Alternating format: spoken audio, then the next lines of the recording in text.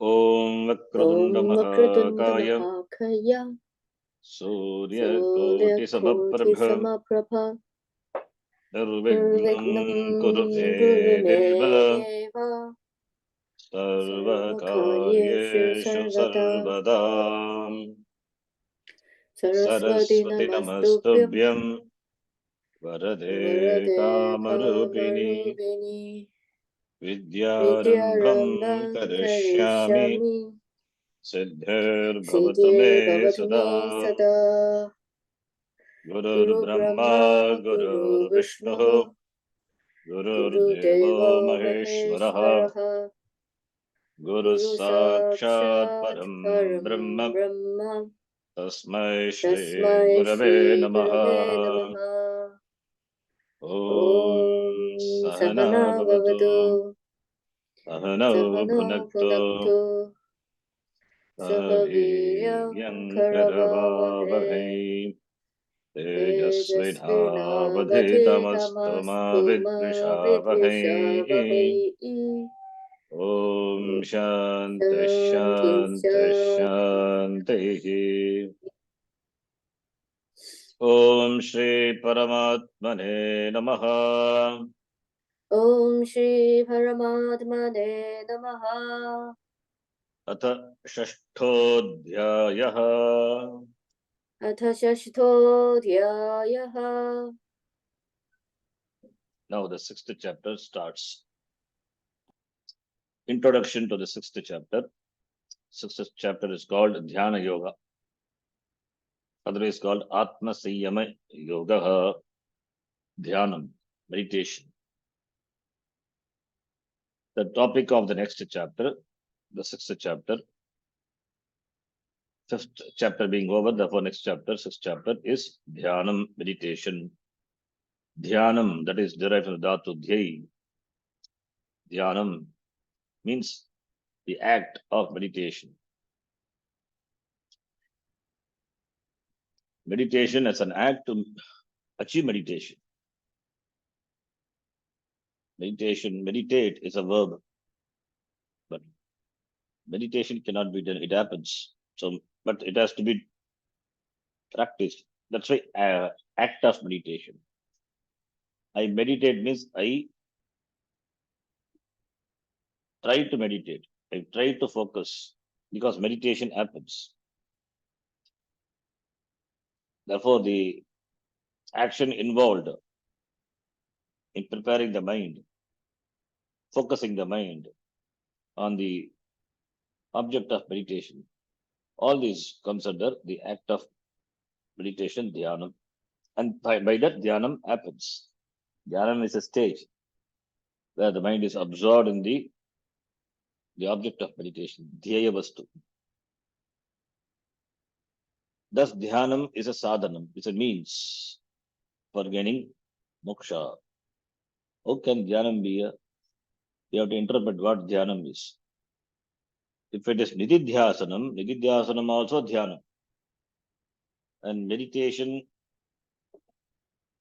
on any form of the Lord, Ishtadevata, your favorite Lord, that is also dhyanam.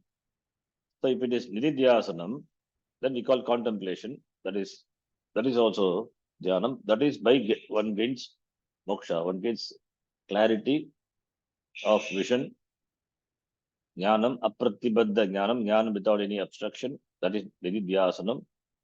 Therefore moksha. In that sense, dhyanam is a means for moksha. Dhyanam means it is jnanam. Jnanam gained through shravanam, then doubts are removed through mananam, then the jnanam is ascertained, well ascertained, assimilated by nididhyasanam. Therefore, nididhyasanam, dhyanam is a means for moksha. So, therefore, it is said dhyanam is a means for gaining moksha. We have seen that sadhanam is of twofold. In the last chapter, at the end of the chapter, we talked about two types of the sadhana, antaranga and bahiranga. Internal preparation, external preparation. Bahiranga meaning karma. Karma is involved. It is external. Antaranga is where the dhyanam comes in, meditation. So karma as a sadhanam becomes a yoga, that is karma yoga, doing what is to be done with the attitude of offering that action unto the Lord, and whatever the results come, accepting that as a prasada, as anugraha of the Lord, that is karma yoga. So it's purely attitudinal. So karma becomes a yoga because it helps you gain certain preparedness of the mind. Antakarna shuddhi.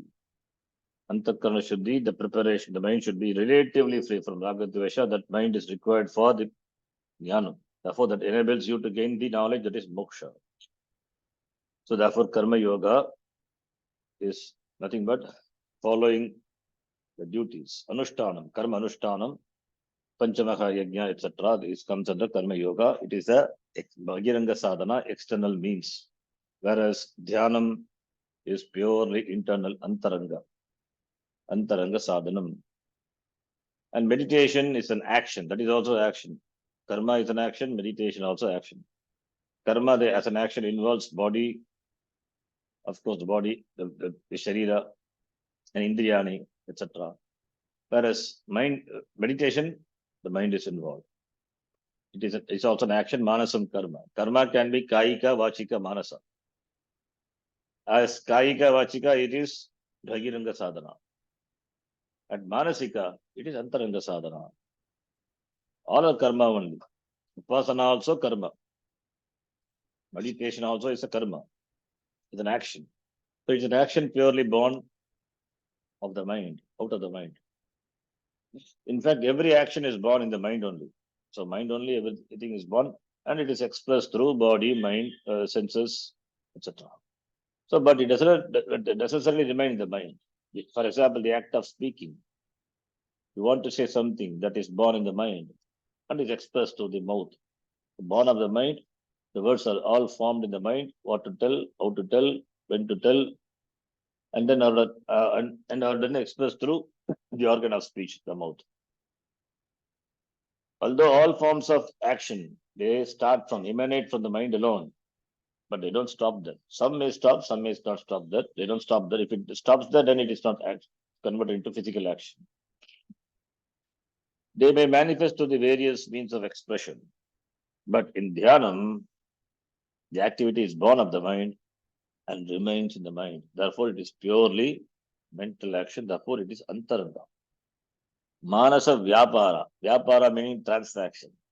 So it is purely a vyapara, an activity that is a sadhana, which is a means, a yoga. So dhyana yoga.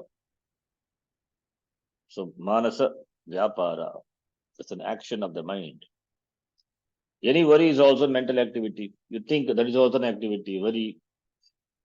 So all the emotions, all are actions, only mental actions. But can a person who worries constantly say, I am doing meditation? No, because the results are different. In meditation or out of meditation, one is supposed to become tranquil, calm, quiet, peace, enjoy peace of mind. But a worrying mind doesn't have peace. But it's a mental action. Therefore, they are not same. So you cannot say, even though you may worry about a single object, only the thoughts revolve around the object, but it is not meditation. You may be focused in worrying, but it is not meditation. Therefore, no, you cannot say that. You cannot say I am doing meditation. Dhyanam is a mental activity in which the subject matter is predetermined. So you don't worry about something which has happened. Subject matter is already predetermined. You decide to meditate on a certain object. That's a decision involved. In worry, there is no decision. You cannot choose to worry.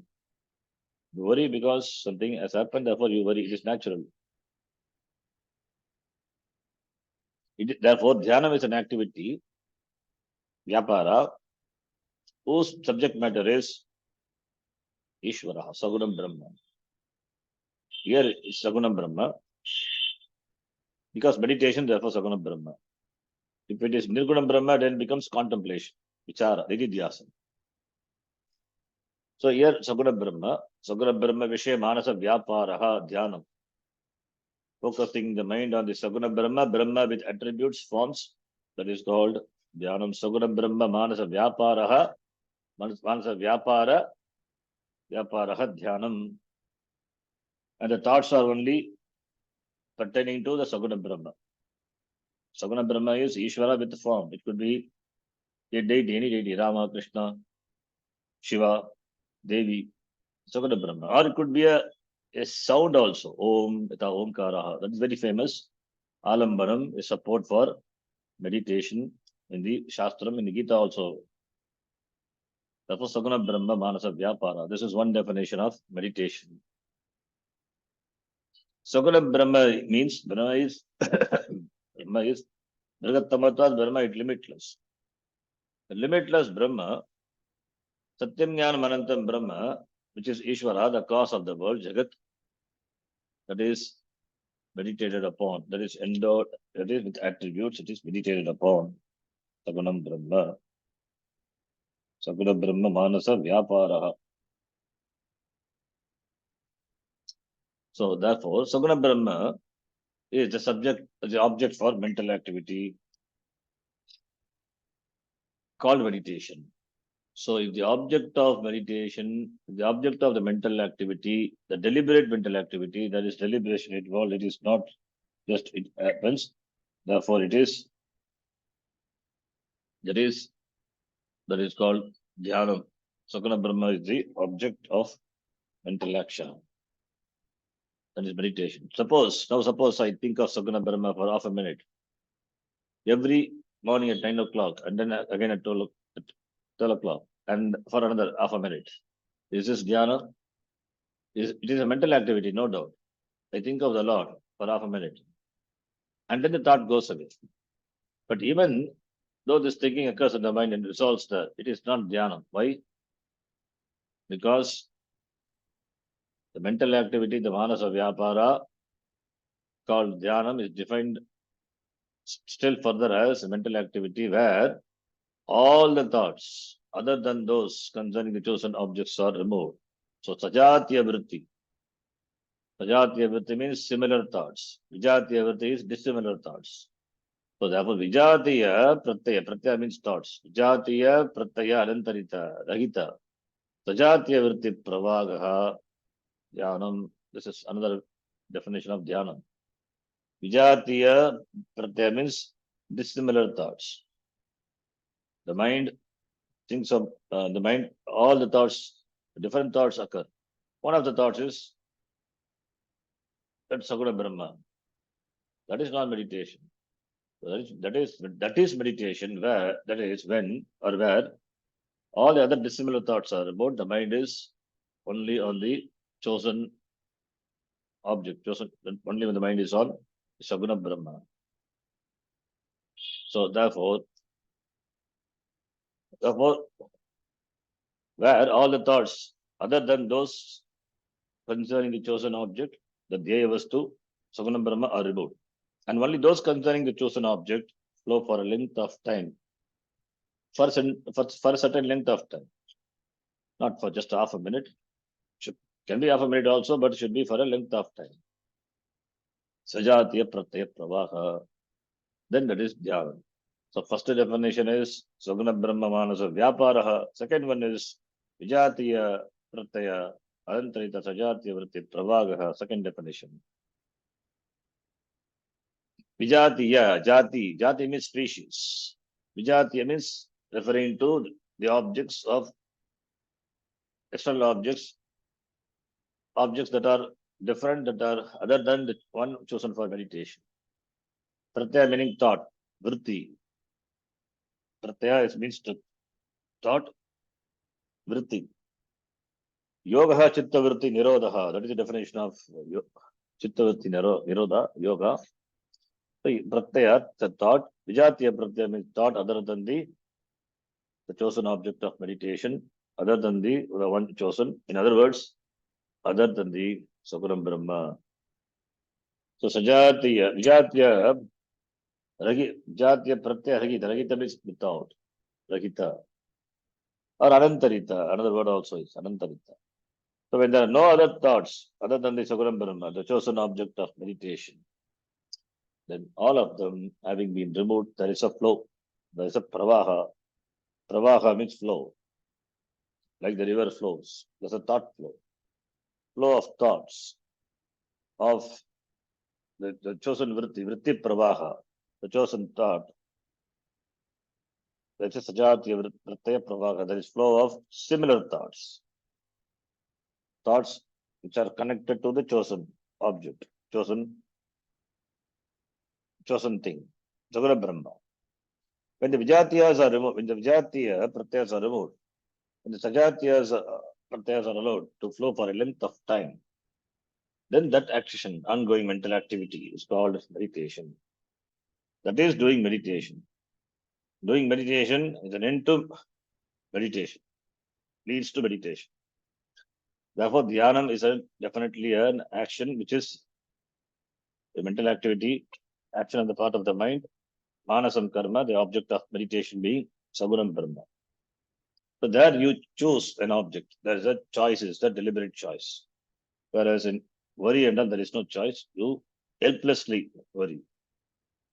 Therefore, this is therefore here a saguram brahma vishya manasa karma. It's manasam karma, a mental activity, a mental action. Antaranga sadhana. It is mental, therefore antaranga. And it is antakaranam, antarindriya is involved. Therefore, it is antaranga sadhana. Meditation is antaranga sadhana. This definition of the act of doing dhyana is given in one compound that is given here. This one word defines it completely. Vijatiya vritti anantaragita or anantarita. Sajatiya vritti pravaha rupa saguna brahma manasa vyaparaha. Both the definitions are combined and made into one. Vijatiya vritti rahita. Excluding the vijatiya vrittis. Thoughts other than the chosen object are not allowed. Then sajatiya vritti pravaha, there is a flow of the thoughts of the chosen object. Then that is saguna brahma. The object is saguna brahma. Then manasa vyaparaha, the action of the mind, the action of contemplation, of the mind on the chosen object. That action, the vyapara, is called dhyanam. What about the mind which wanders?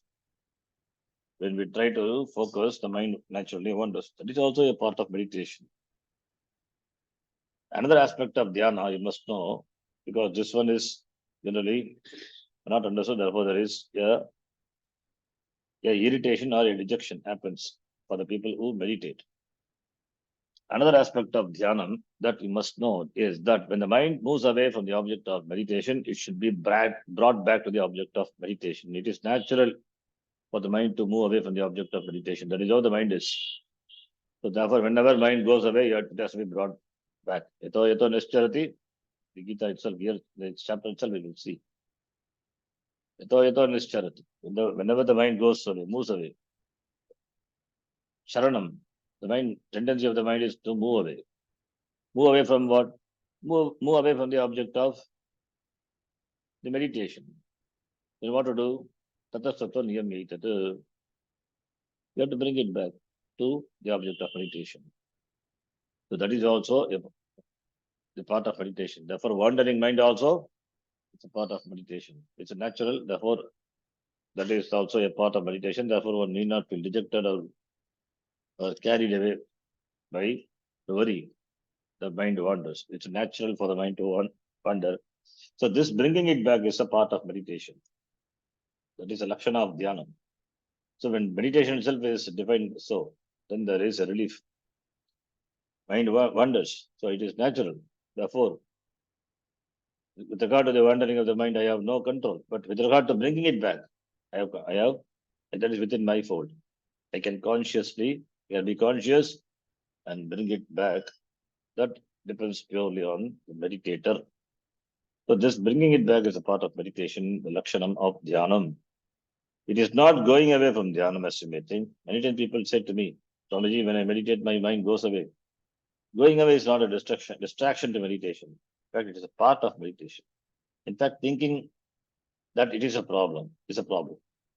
Going away is not a problem, but thinking that to be a problem is a problem. Mind goes away, the worry, that is a problem. The mind goes away, you simply bring it back. So bringing back the mind is a part of dhyana. The mind running away is definitely a characteristic of dhyana. And when it does, you bring it back.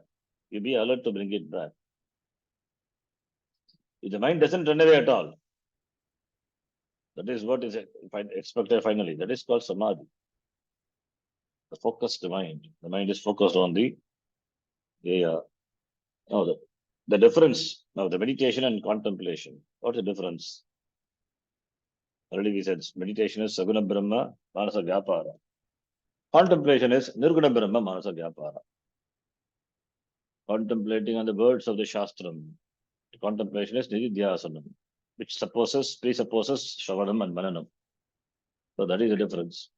Meditation done by the Upasaka, contemplation done by the Mumukshu. So that's the difference.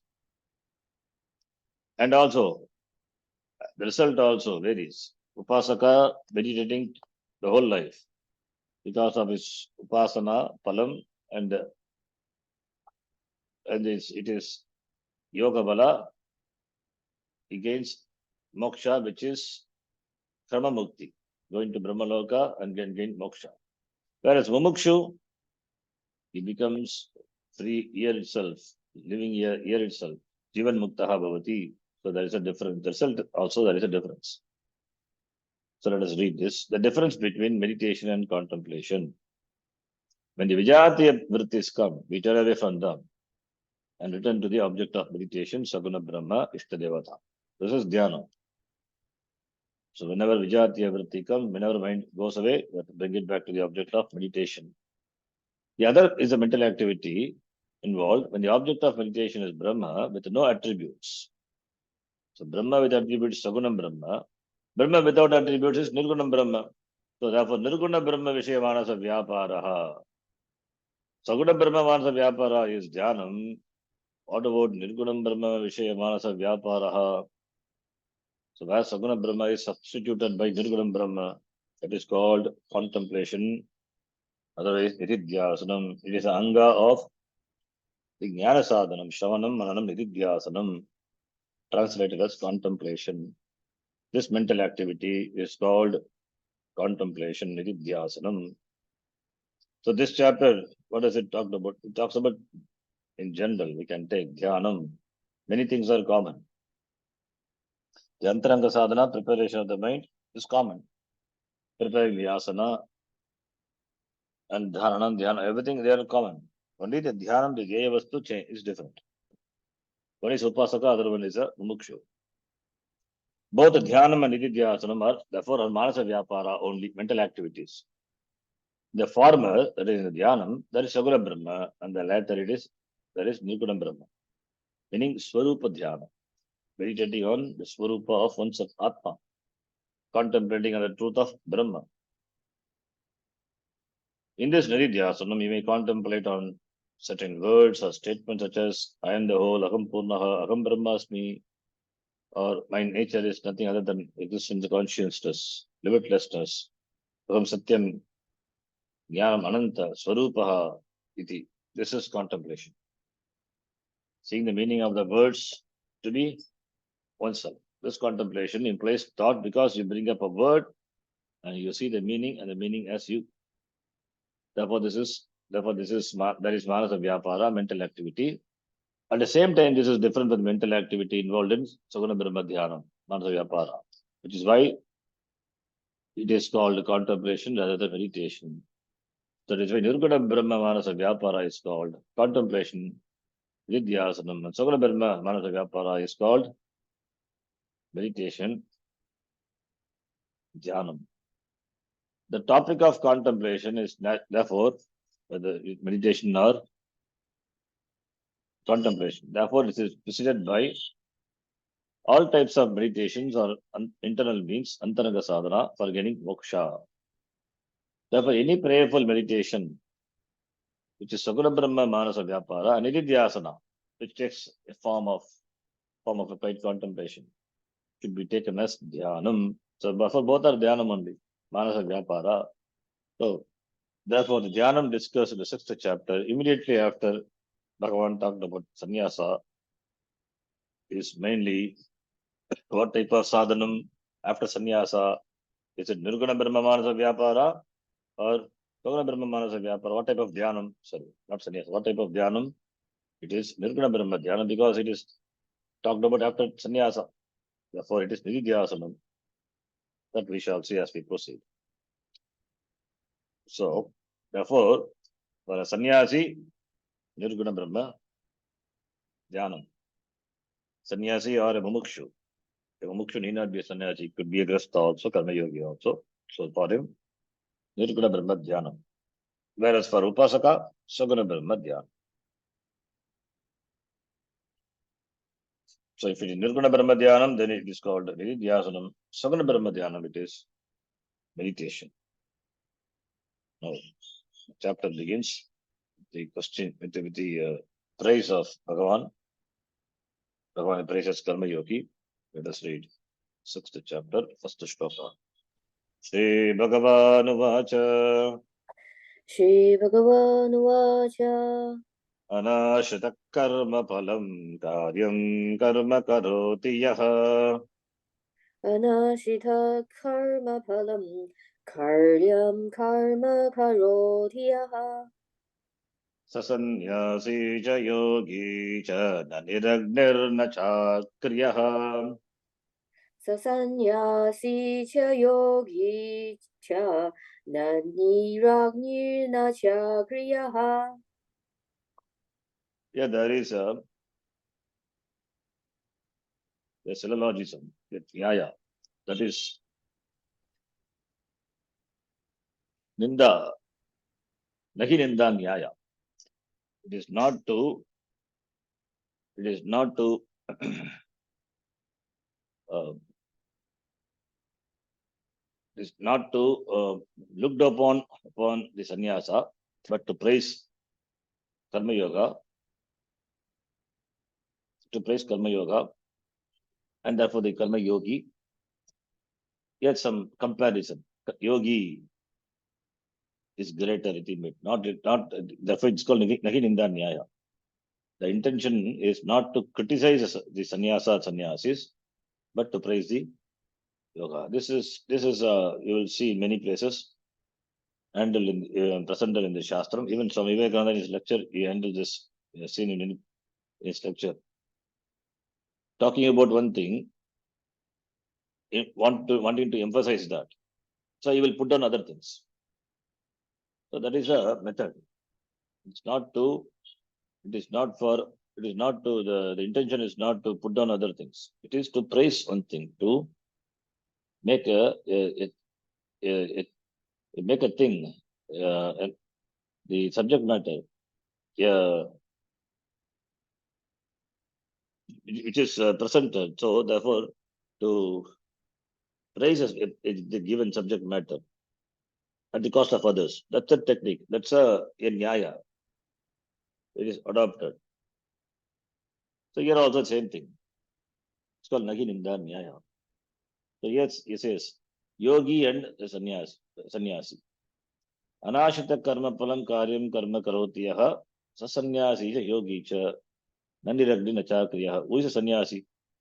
The sannyasi is one who has taken to sannyasa ashrama, supposed to live on bhiksha, is not supposed to cook by himself, therefore not supposed to cook by himself, no Agni.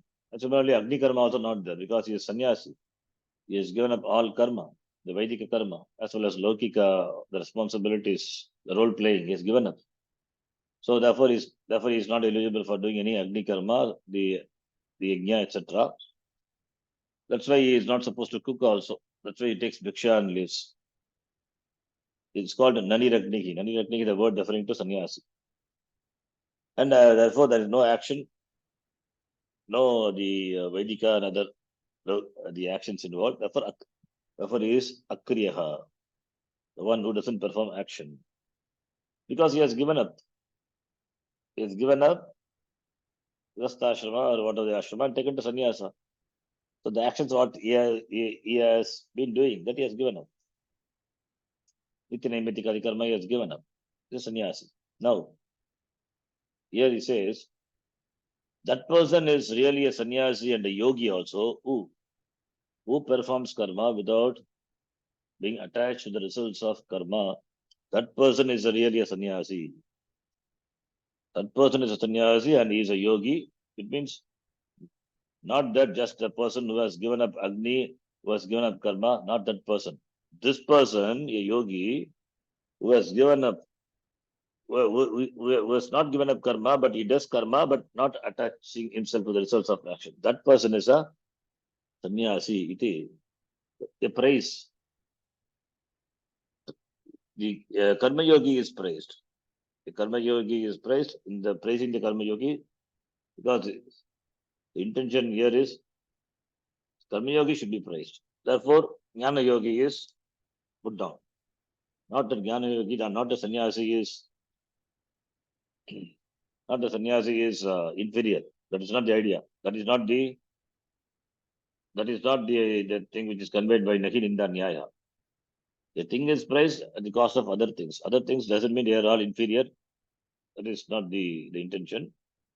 Yogi is praised. So he is a karma yogi and he is a sannyasi. Without taking the sannyasa, he is a sannyasi. Why? Because he does karma without attaching himself to the results of action. Therefore, he is a sannyasi. Not that simply a person takes the sannyasa ashrama, giving up Agni karma, not doing any action. The person becomes sannyasi. That is the idea. So Shri Bhagavan says, Yaha, one who performs action that is to be done. Karyam karma karoti. Kartavyam. Karyam is kartavyam. That karma should be done. Yaha karyam karma palam anashitaha. Without depending upon the results of action. That person is a sannyasi and is also a yogi. Why?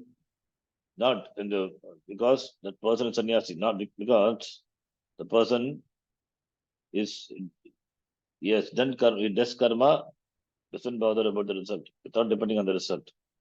Therefore, he's like a sannyasi only. He's sannyasi. Therefore, he's sannyasi and yogi, not just a sannyasi who has just renounced all the fire rituals, Agni karma, and who doesn't perform any other action. Akriyaha. Akriyaha. So not performing just the Vedic karma or not performing any karma, a person becomes sannyasi. Here, the person is sannyasi, even though he's not taken sannyasa, because he's not attached to the results of action. So that is the emphasis. This person doesn't get attached to the results of action because karma is to be done. Therefore, he does. So that is praised here. That's called Nahi Ninda Nyaya. It means a sadhana to an end, a sadhya can be with reference to anything. There are even means for gaining imprisonment, such as breaking the law. However, when what is to be accomplished is freedom from bondage, freedom from samsara, the sadhana is of twofold, external and internal, as we have seen. Antaranga Bhagiranga sadhana. Performing karma as a yoga, karma yoga is the external means, Bhagiranga sadhana. Both the internal and external means are meant for preparing the mind only, antakarma, for knowledge, for moksha. Generally speaking, one can say that meditation gives you a steadiness of mind, chitta naischalyam. The mind is always in a state of flux. Always it is chala. Always it is in a state of flux. Doesn't remain in one place. It moves around. So that was chala. That which is free from this chalatvam, that state of being, the state of being in a flux is called nischala. So nischala, free from the state of being in a flux, is called nischala. Chala is agitated. Nischala is there is no agitation. Therefore, steadiness of the mind. Also referred to as composure is called naischalya. So the purpose of meditation is chitta naischalya prapti, gaining the composure, the calmness, the nature of being nischala, which is the result of the antaranga sadhana called dhyanam, meditation. Therefore, meditation is for antakarana nischaichalyam, steadiness of the mind. And karma yoga is for antakarana shuddhi. Antakarana shuddhi is purification of mind by freeing oneself from raga dvesha by doing what is to be done. Nitya karma anushtanam. So both these sadhanas are therefore are meant for both these sadhanas are meant both these sadhanas are meant for moksha only. Leading up to the topic of dhyanam, which Bhagavan introduced in the last 3 verses of the previous chapter, he again talked about karma yoga in the first 2 verses of this chapter. Karma yoga was also discussed in the 2nd, 3rd, and 5th chapter, and is mentioned throughout the Gita as a means for gaining moksha. Therefore, here Bhagavan uses the external means, the karma yoga, to introduce the internal means, dhyanam. The last chapter, the ending topic was meditation. Again, here Bhagavan talks about karma yoga. Why? Because he wants to introduce the meditation, and karma yoga plays a role of bhagiranga sadhana, and dhyanam is playing the role of antaranga sadhana. So, therefore, as a preparatory for antaranga sadhana, bhagiranga sadhana, he talks about karma to be done. Karyam, the verse, the shloka, the word in the shloka, karya means karma to be done, kartavyam. In the shloka, karma refers to any type of action that is to be done. How does a person in a discussion perform this action without depending on the results or various ends of action? The person does what is to be done. Anashita karma palam karotiyaha. For this person, the karma pala alone is not the principal criterion for performing an action. And what is the criterion? Karma is to be so it should be done. That is the idea. So therefore, whereas for a karmi, the one karmi is one who is a kame karmi, who is after dislikes and dislikes. He has got a lot of raga dvesha. Therefore, the person likes and dislikes are the only factors that determine what he has to do. That determines what his actions are. No other criterion is taken into account by the person because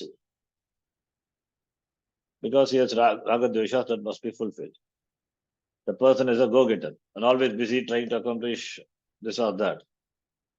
And in the process of fulfilling raga dvesha, the person doesn't care about dharma and adharma. What dharma, what adharma, right and wrong. He doesn't bother about them. He is interested in gaining only raga vishaya and keeping away the dvesha vishayas. So therefore, dharma, adharma, they don't count at all. These are not the governing factors. Raga dveshas being the only criterion for performing action. Therefore, the karmi, priority. It's not a moksharthi. A karmi is one who is completely dependent on the results of action. Karma palam ashitaha karmi karma karoti. Whereas karma yogi is karma palam anashitaha karma karoti. And these are the very tendencies that karma yogi has to give up. Otherwise, he will be a karmi. We'll stop here. The next topic. A karma yogi also has raga dveshas. We'll see tomorrow.